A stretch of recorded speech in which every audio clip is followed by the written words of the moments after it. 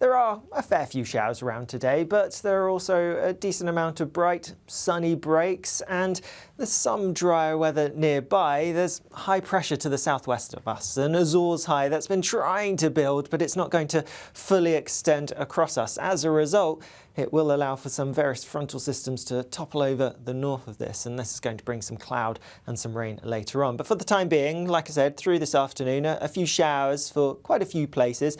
Some of them could be a little bit on the heavy side, but most are going to be relatively light and quite short-lived. So most of us are actually going to avoid many of them as well. And in between the showers and away from them, there will be some bright or sunny spells. Not wall-to-wall sunshine for most of us, but some sunshine breaking through at times, and in that sunshine should feel relatively warm. Temperatures peaking in the mid-20s towards the south, a few degrees lower than this further north, but nonetheless, even parts of Scotland, Northern Ireland should get into the low 20s.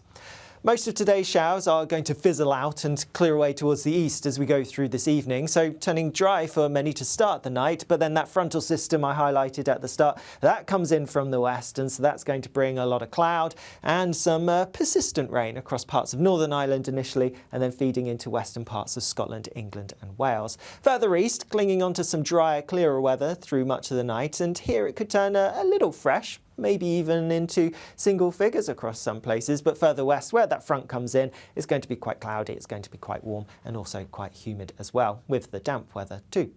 Then as we go through tomorrow, west-east split to start off with, drier, brighter towards the east, wetter in the west, but that whole frontal system is making its way southeastwards, so even east and southeastern parts will quite quickly turn cloudy, and some outbreaks of rain arriving here. The band of rain due to the front is actually going to break up, fragment as we go through the day, and turn more showery in nature as it pushes across central southern parts of England. And as it does so, we could see some more intense bursts developing, so some heavier showers look quite likely across central southern parts in particular, maybe into the Midlands as well, and the odd rumble of thunder can't be ruled out. The greatest chance of staying dry tomorrow will be across northeastern parts, eastern and northeastern Scotland, Orkneys, Shetland, having a largely fine day. Elsewhere, quite cloudy for many of us, and most of us will see a bit of rain at times, albeit towards the southwest, turning dry as we go into the afternoon, and some brighter breaks quite likely here. Where you do get the sunshine, unsurprisingly, it's going to feel relatively warm.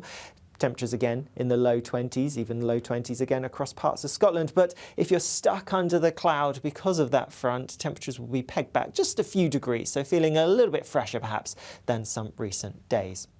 Then as we go later on tomorrow, we are going to see some more showery rain, and that kind of takes us through the end of the week really, a changeable theme. There will be some drier periods, but also some slightly wetter ones. I think towards the end of the week, Thursday, maybe into Friday, that's when we have the greatest risk of some thunder.